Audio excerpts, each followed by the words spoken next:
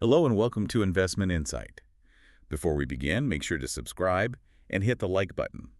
Now let's break down what's happening in the markets today in a clear and simple way. Thanks for having me back. I'm really excited to get into this one today. Yeah, it's going to be a good one because we are looking at a really fascinating recent analysis of the global AI race. And this is, as of right now, mid-2026. Right. And things have definitely shifted a lot recently. Oh, completely. But look, instead of getting bogged down in all the complex tech jargon, which, Mhm. is really easy to do, we are going to look at this through a really simple economic lens today. Which is honestly the best way to look at it if you actually want to understand what's happening. Exactly. So here's the big hook for today. Right now, the US and China are playing two, completely different games with artificial intelligence. Yeah, it's not even the same sport at this point. Right. It is not just a tech race anymore. It is a massive clash of two entirely different economic models. And as an investor, or just a curious consumer living in the world, understanding this divergence is so crucial right now.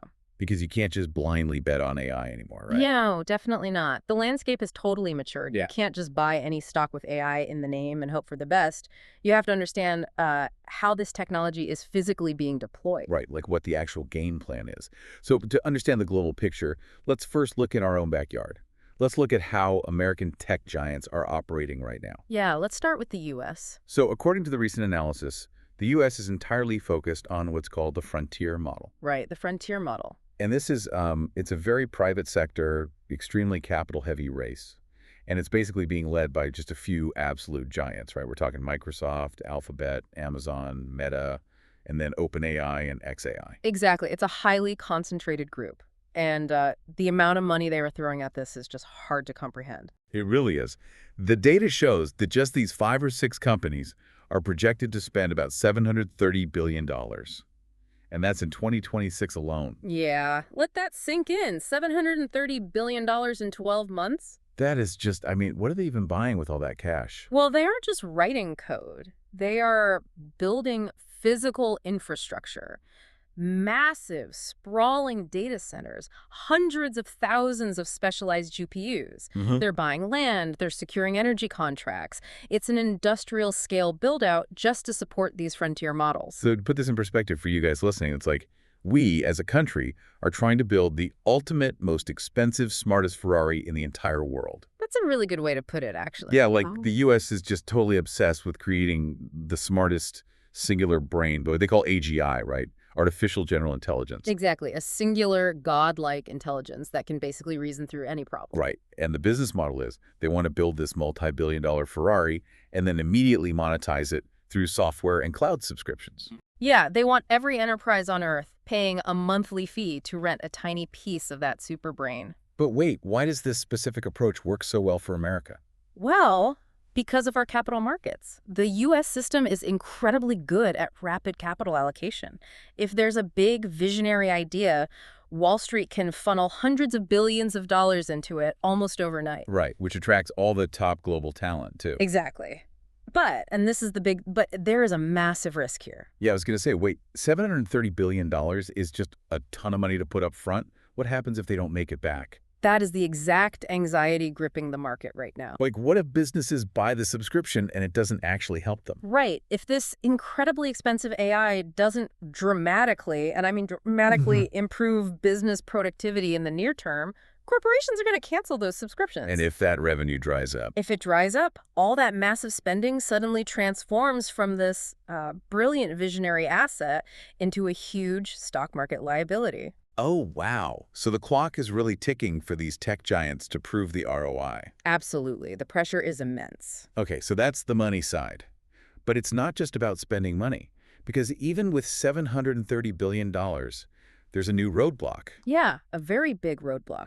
And it is slowing down this whole American superbrain project, but it's coming directly from Washington, D.C. Right. AI is not just a fun Silicon Valley tech project anymore. No, based on the data, it is officially a top-tier national security issue. Exactly. When a model gets smart enough, it suddenly has implications for the military, for cybersecurity, and even biosecurity. Which is terrifying, honestly. Yeah.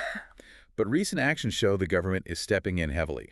Like on June 12th, Anthropic actually restricted access to certain high-performance models explicitly at the government's request. Yeah, that was a huge moment. And then just a couple of weeks later, on June 26th, OpenAI delayed the full public release of GPT 5.6. Right, they only allowed access to vetted partners. Yeah, vetted government and enterprise partners only.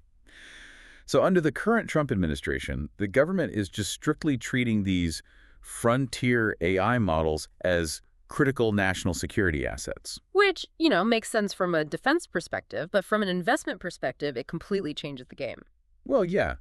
Doesn't this government intervention freak out investors? I mean, tech investors are used to a totally free, move fast and break things market. Oh, they hate it. Investors absolutely despise unpredictability. Right. There was a prominent critique recently from Martin Chavez over at 6th Street, and he highlighted exactly this issue. What did he say? He basically pointed out that the lack of consistent regulatory frameworks makes it incredibly hard for markets to predict anything. Like when a product will even launch. Exactly. If you don't know when a model will actually clear regulatory review and launch, you can't predict when it will start making money. So the tech companies could spend $50 billion training a model, and the government just says, hold on, you can't release this for 6 months. Yeah. And the bottleneck in the U.S. isn't really the technology anymore, it's regulation. Wow. Okay, so that is the American side of the board. We are locking our super brains in a regulatory vault while burning billions to make them smarter. Yep. That's the U.S. strategy in a nutshell. Now let's look across the Pacific, because China is taking the exact opposite approach right now. Right. They are playing a totally different game. According to the research, China's strategy is officially called AI Plus, or AI Plus GIM. AI plus guy. And the core idea here is that they aren't just trying to build one godlike AI. Right, no super brain. No, instead, they want to inject AI into every single existing industry they have. We're talking manufacturing, logistics, healthcare, consumer goods. Literally everything. The state has actually mandated that by 2030, the penetration rate of next-gen smart terminals and AI agents must reach over 90%. Over 90%, that is wild. It is a massive society-wide integration goal. And to hit that, they're currently rolling out a $295 billion national AI infrastructure plan. Yeah, $295 billion. Just to build a completely connected network of computing hubs all over the country. Exactly. They are blanketing the country in computing power. So, to use another analogy for you guys, if the U.S. is trying to build a single mega expensive Ferrari, the Chinese strategy is more like electricity. Oh, I like that. Yeah. Right? Like, they aren't trying to invent a 1,000-watt mega light bulb. They are just trying to wire every single house, every factory, every refrigerator in the country, so everything is plugged in. That's perfectly stated. And there is a very pragmatic reason for why they are doing this. Right, because they kind of have to, don't they? Exactly. Due to U.S. chip restrictions, China can't easily get their hands on the massive clusters of ultra-high-end GPUs you need to train a frontier model. So they can't even compete in the superbrain race if they wanted to. Not easily, no. So they pivot, they use cheaper open-source models, and they leverage what China already does best. Which is massive manufacturing. Exactly. They want AI to lower factory costs, run industrial robots on the assembly line, and manage smart logistics for shipping. Okay, wiring an entire country sounds incredibly efficient on paper. It does. But let's do a reality check here. Does the actual economic data prove this grand plan is working for them? Well, the data actually paints a pretty mixed picture right now. Really? How so? On one hand, their industrial sector is doing well. China's official manufacturing PMI, which is the Purchasing Managers Index for June, rose to 50.3. And anything over 50 means expansion, right? Correct. So their factories are definitely expanding, and this was heavily driven by a massive global demand for AI-related exports. Okay, so the rest of the world is buying their stuff. Yeah. For example, their exports of automatic data processing equipment jumped 60% in May alone. 60%. That is a huge jump. It is. So the wiring the factories part is definitely boosting production. Okay, but hang on. I'm looking at this and seeing a bit of a contradiction. What do you mean? Okay, so they are exporting a ton of AI hardware. Factories are humming. But aren't they dealing with a massive real estate crisis domestically right now? That is a very sharp observation. Yes, they are. So are regular Chinese citizens actually buying these new AI gadgets? Like, is the domestic market strong? No. And that's the big vulnerability. The recent data shows retail sales in China just dropped for the first time in over 3 years. Wow. First time in 3 years. Yeah. So the AI plus strategy is absolutely boosting factory exports, but it cannot magically fix their deep domestic problems. Right, a smart toaster doesn't solve a housing crisis. Exactly. It doesn't fix the real estate slump, it doesn't fix youth unemployment, and it doesn't fix state-driven inefficiencies. Which means they have this weird imbalance. Yeah, economists say China risks becoming a two-speed economy. Two-speed economy. So, like, the export sector is zooming ahead, but the domestic consumer is basically stuck in reverse. Precisely. They're becoming overly reliant on the rest of the world buying their AI exports while their own consumers are struggling. Okay, so we now clearly see these two totally different playing fields. The U.S. has the superbrain, national security bottlenecks, and pressure for software profits. Yeah. And China has the AI everywhere model, booming exports, but a really fragile domestic economy. That's the lay of the land, mid-2026. So let's bring it directly back to you, the everyday listener. What does this actually mean for you if you are looking at this landscape and trying to invest? Well, the research strongly suggests that you shouldn't just look for a winning country. Like, don't just say, I bet on America or I bet on China. Right. It's not a sports game. Instead, you need to look for what we call strategy beneficiaries. Okay, explain that. If you invest in the U.S. ecosystem, you are fundamentally betting on the profitability of cloud computing and frontier models. Right. You're betting those software subscriptions will pay off. Exactly. But if you invest in China, you are betting on the spread of automation. You are betting on industrial robots, smart logistics companies, and local telecom networks. That makes total sense.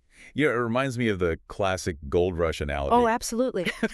Right. Like, instead of trying to guess whether the U.S. or China will find the biggest gold nugget, maybe investors should just look at who is selling the pickaxes. I strongly agree with that. And there's a really fascinating hidden detail in the data that points exactly to what the modern pickaxes are. Ooh, what is it? The ultimate bottleneck for both countries, whether it's a super brain or smart factories, is energy. Energy.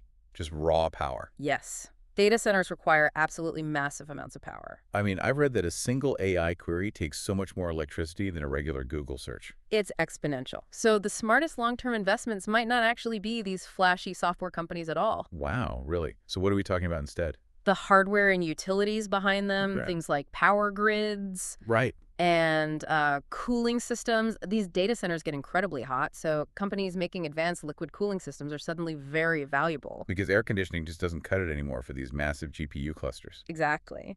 And the other massive bottleneck is memory chips. Right, because the processors need fast memory to function. Yep. And the leaders in manufacturing those specific high-end memory chips are all located in places like Korea, Taiwan, and Japan. So no matter who wins the software race, they all have to buy memory chips from Asia, and they all have to build power grids and cooling systems. Exactly. That is the infrastructure that makes all of this possible. That is just such a smart way to look at it. You don't have to pick the winning AI. You just invest in the concrete, the copper, and the cooling pipes that the AI physically has to live in. Right. It takes the guesswork out of trying to pick the one software winner. Man, that is super insightful. Well, before we wrap up today, I want to leave you with a final provocative thought, something to kind of just mull over on your own. Yeah, let's hear it. It wasn't directly answered in the data, but what happens when these two strategies inevitably collide? Oh, that's the big question. Right.